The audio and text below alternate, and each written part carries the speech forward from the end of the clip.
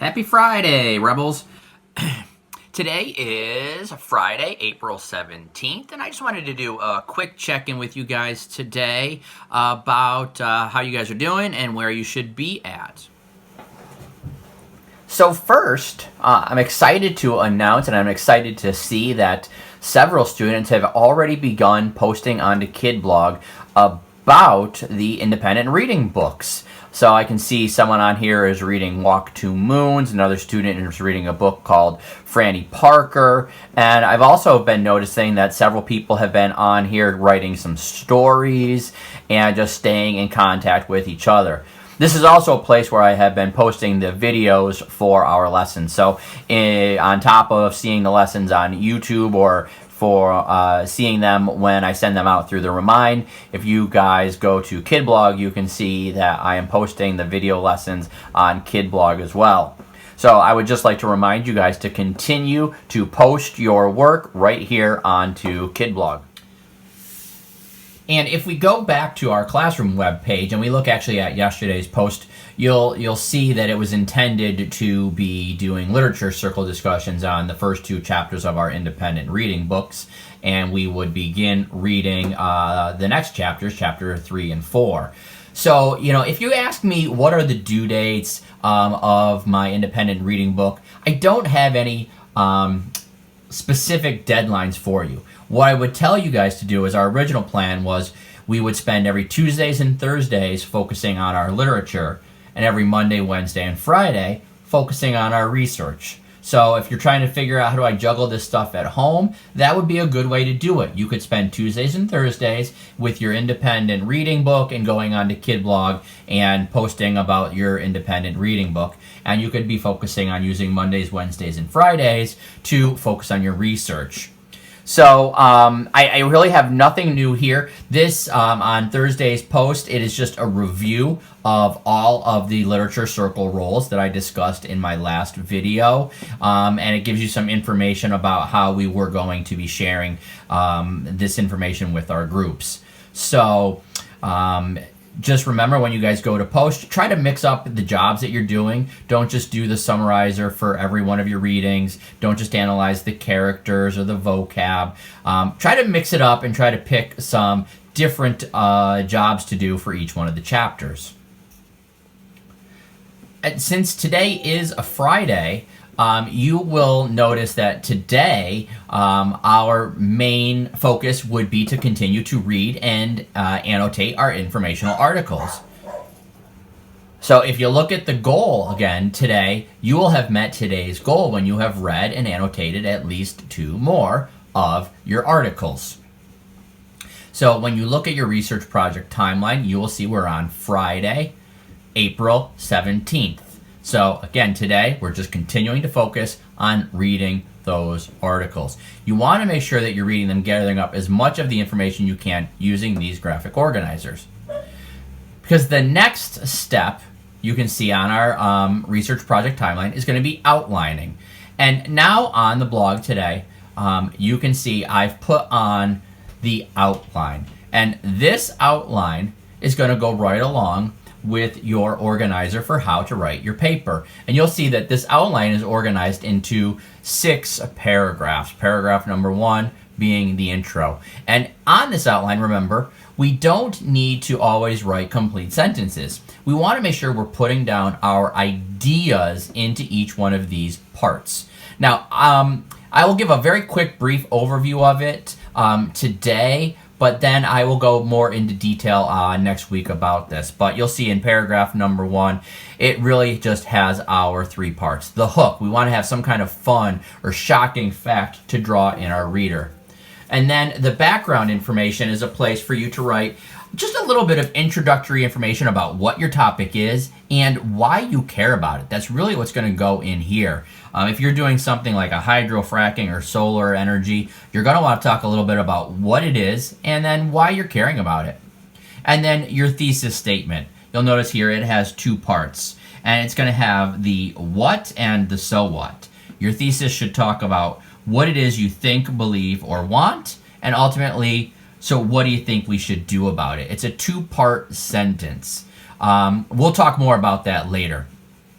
Paragraph number 2 is the description of the problem. So you always want to make sure whenever you start these paragraphs that you spend some time describing exactly what is the problem. So lay it straight out.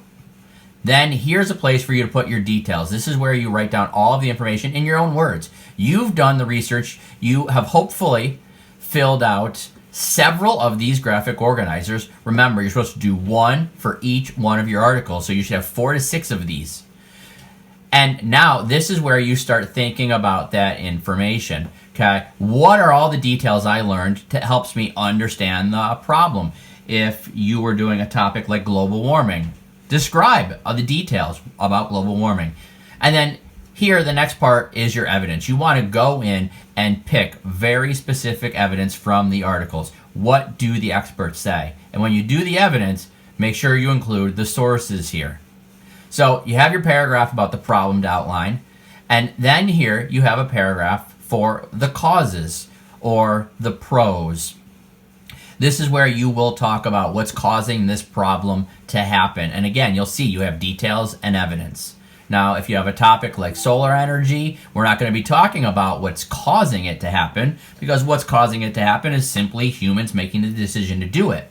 So instead of talking about causes and effects, you're going to talk about the pros and the cons. And so here you will talk about the benefits. What are all the good things that you learned? You'll write about it here where you see details. This is all your own voice. And down here where you have the evidence, this is what does the research say. Make sure, again, you include your resources. Paragraph 4 goes with paragraph 3. It's going to be here where you're going to talk about the effects or the cons. So here you will describe what will the effects on the planet be, or what are the negatives. Even with something like solar energy, which we think of as being highly beneficial, there's going to be some cons to that. There's going to be some things that aren't so positive. And you're going to want to talk about those here. So it's either the effects or the cons here. And this, again, you don't need to be writing complete sentences. You just want to be organizing all of the information that you learned about here. So you have a spot to write down the details in your own words, and then evidence. What does the research say? Paragraph 5 is where you're going to talk about the solutions. And this paragraph is structured just a little bit differently, because I want you to describe, okay, this is the solution. All right, take some time to really explain what the effects on the planet will be if nothing is done. That's one of the things that you need to do in this paragraph.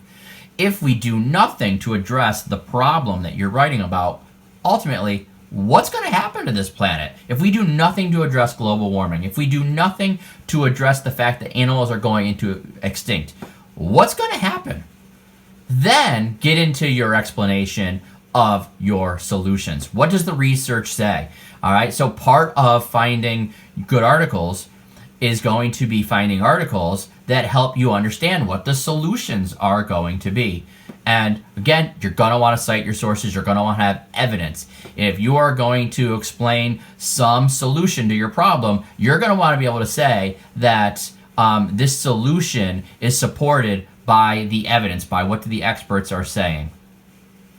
Your last paragraph that you're going to be able to outline is your conclusion. And just like our other papers, we reflect. So we think back to our thesis statement. We think back to what we want and what do we think we should do about it, and say, take some time to think about that, and then make some connections between our ideas and our conclusion and to the topics and the things that we've discussed throughout our paper. And lastly, we want to end with recommendations. This is the now what. Now, what are we going to do? Do we need to spend money funding programs that are going to help build solar power plants? Do we need to institute new laws that will protect habitats for endangered species? Do we need to stop burning fossil fuels and continue to develop electric cars as opposed to gas guzzling cars? What are the recommendations? And also make sure that you are telling us who you're recommending it to. Is it to government officials? Is it to individuals? Is it to companies and businesses?